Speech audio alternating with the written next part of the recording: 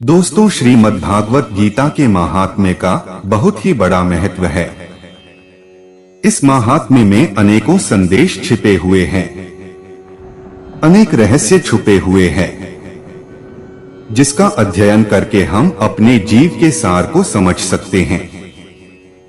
भगवत गीता स्वयं श्री कृष्ण के मुख से निकले हुए वचन है, जो असत्य नहीं हो सकते हैं। और मनुष्य के लिए गीता के महात्म्य, गीता के अर्थ को जानना बहुत ही आवश्यक है। यदि कोई भगवत गीता उपदेशों का पालन करे, तो वह जीवन के दुखों तथा चिंताओं से मुक्त हो सकता है। वह इस जीवन में सारे भय से मुक्त हो जाएगा और उसका अगला जीवन आध्यात्मिक होगा। आइए हम आपके लिए गीता के अध्याय 1 का महात्म्य, अर्थ व सार लेकर आए हैं, जिसका आधार ग्रंथ स्वयं गीता ही है। आशा है आप इसके महत्व को अच्छी तरह समझने का प्रयास करेंगे। तो मित्रों, नमस्कार और स्वागत है आप सभी का। वीडियो शुरू करने से पहले हम बताना चाहते हैं कि वीडियो लास्ट तक जरूर देखें। शायद यही 5 मिनट का वीडियो आपका जीवन बदल सकता है। श्री पार्वती जी ने कहा, भगवान, आप सब तत्वों के ज्ञाता हैं।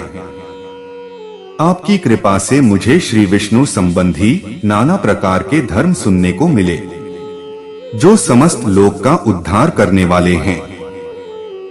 अब मैं गीता का महात्म्य सुनना चाहती हूँ, जिसका श्रवण करने से श्रीहरि में भक्ति बढ़ती है।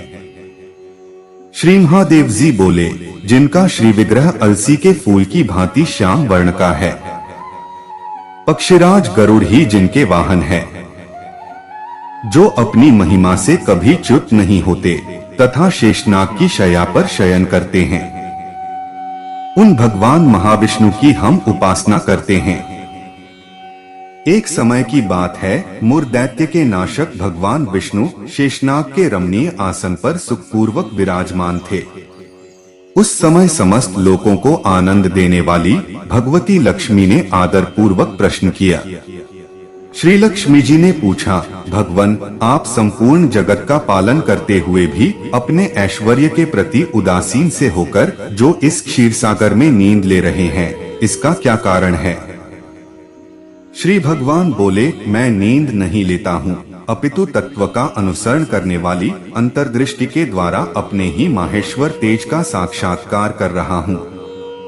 यह वही तेज है जिसका योगी पुरुष कुशाग्र बुद्धि के द्वारा अपने अंतःकरण में दर्शन करते हैं, तथा जिसे मीमांसक विद्वान वेदों का सार तत्व निश्चित करते हैं। वह माहेश्वर तेज एक अजर प्रकाश स्वरूप, आत्मरूप, रोग शोक से रहित अखंड आनंद का पुंज, निष्पंद, निरीह तथा द्वैतरहित है। इस जगत का जीवन उसी के अधीन है। मैं उसी का अनुभव करता हूँ देवेश्वरी। यही कारण है कि मैं तुम्हें नींद लेता सा प्रतीत हो रहा हूँ। श्री लक्ष्मी जी ने कहा, आप ही योगी पुरुषों के ध्येय हैं। आपके अतिरिक्त भी कोई ध्यान करने योग्य तत्व है। यह जानकर मुझे बड़ा कौतूहल हो रहा है। इस चराचर जगत की सृष्टि और संहार करने वाले स्वयं आप ही हैं। आप सर्वसमर्थ हैं। इस प्रकार की स्थिति में होकर भी यदि आप उस परम तत्व से भिन्न हैं, तो मुझे उसका बोध कराइए। श्री भगवान बोले, प्रिय, आत्मा का स्वरूप द्वैत और अद्वैत से पृथक, भाव और अभाव से मुक्त तथा आदि और अंत से रहित है। शुद्ध ज्ञान के प्रकाश से उपलब्ध होने वाला तथा परमानंद स्वरूप होने के कारण एकमात्र सुंदर है। वही मेरा ईश्वरीय रूप है। आत्मा का एकत्व ही सबके द्वारा जानने योग्य है।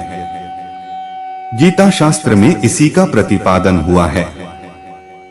तेजस्वी भगवान विष्णु के ये वचन सुनकर लक्ष्मी देवी ने शंका उपस्थित करते हुए कहा, भगवान, यदि आपका स्वरूप स्वयं परमानंदमय और मन वाणी की पहुंच के बाहर है, तो गीता कैसे उसका बोध कराती है? मेरे इस संदेह का आप निवारण कीजिए। श्री भगवान बोले, सुनो, मैं गीता में अपनी स्थिति का वर्णन करता हूँ। क्रमशः 5 अध्यायों को तुम 5 मुख जानो, 10 अध्यायों को 10 भुजाएं समझो, तथा 1 अध्याय को उदर और 2 अध्यायों को दोनों चरण कमल जानो। इस प्रकार यह 18 अध्यायों की वाङ्मयी ईश्वरीय मूर्ति ही समझनी चाहिए। यह ज्ञान मात्र से ही महान पातकों का नाश करने वाली है। जो उत्तम बुद्धि वाला पुरुष गीता के 1 या आधे अध्याय का अथवा 1 आधे या चौथाई श्लोक का भी प्रतिदिन अभ्यास करता है, वह सुशर्मा के समान मुक्त हो जाता है। श्री लक्ष्मी जी ने पूछा, सुशर्मा कौन था, किस जाति का था और किस कारण से उसकी मुक्ति हुई? श्री भगवान बोले, सुशर्मा बड़ी खोटी बुद्धि का मनुष्य था। पापियों का तो वह शिरोमणि ही था। उसका जन्म वैदिक ज्ञान से शून्य एवं क्रूरतापूर्ण कर्म करने वाले ब्राह्मणों के कुल में हुआ था। वह न ध्यान करता था, न जप न होम करता था, न अतिथियों का सत्कार।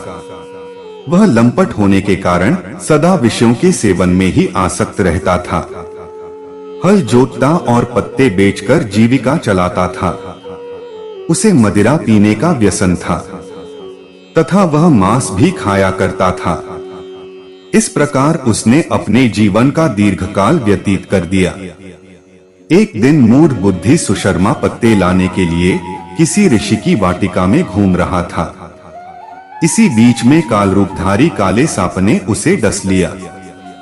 सुशर्मा की मृत्यु हो गई। तदंतर वह अनेक नरकों में जाकर वहां की यातनाएं भोगकर मृत्यु लोक में लौट आया और वहां बोझ ढोने वाला बैल हुआ।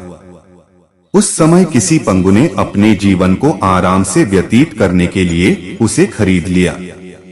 बैल ने अपनी पीठ पर पंगु का भार ढोते हुए बड़े कष्ट से 7-8 वर्ष बिताए। एक दिन पंगु ने किसी ऊंचे स्थान पर बहुत देर तक बड़ी तेजी के साथ उस बैल को घुमाया। इससे वह थककर बड़े वेग से पृथ्वी पर गिरा और मूर्छित हो गया। उस समय वहां कुतूहलवश आकृष्ट होकर बहुत से लोग एकत्रित हो गए। उस जन समुदाय में से किसी पुण्यात्मा व्यक्ति ने उस बैल का कल्याण करने के लिए उसे अपना पुण्यदान किया। तत्पश्चात कुछ दूसरे लोगों ने भी अपने अपने पुण्यों को याद करके उन्हें उसके लिए दान किया। उस भीड़ में एक वेश्या भी खड़ी थी। उसे अपने पुण्य का पता नहीं था, तो भी उसने लोगों की देखा देखी उस बैल के लिए कुछ त्याग किया। तदंतर यमराज के दूत उस मरे हुए प्राणी को पहले यमपुरी में ले गए। वहां यह विचार कर कि यह वेश्या के दिए हुए पुण्य से पुण्यवान हो गया है, उसे छोड़ दिया गया। फिर वह भूलोक में आकर उत्तम कुल और शील वाले ब्राह्मणों के घर में उत्पन्न हुआ। उस समय भी उसे अपने पूर्व जन्म की बातों का स्मरण बना रहा। बहुत दिनों के बाद अपने अज्ञान को दूर करने वाले कल्याण तत्व का जिज्ञासु होकर वह उस वेश्या के पास गया और उसके दान की बात बतलाते हुए उसने पूछा, तुमने कौन सा पुण्यदान किया था? वेश्या ने उत्तर दिया, वह पिंजरे में बैठा हुआ तोता प्रतिदिन कुछ पढ़ता है, उससे मेरा अंतःकरण पवित्र हो गया है। उसी का पुण्य मैंने तुम्हारे लिए दान किया था। इसके बाद उन दोनों ने तोते से पूछा। तब उस तोते ने अपने पूर्व जन्म का स्मरण करके प्राचीन इतिहास कहना आरंभ किया। शुक बोला, पूर्व जन्म में मैं विद्वान होकर भी विद्वत्ता के अभिमान से मोहित रहता था। मेरा राग द्वेष इतना बढ़ गया था कि मैं गुणवान विद्वानों के प्रति भी ईर्ष्या भाव रखने लगा। फिर समयानुसार मेरी मृत्यु हो गई और मैं अनेकों घृणित लोकों में भटकता फिरा। उसके बाद इस लोक में आया।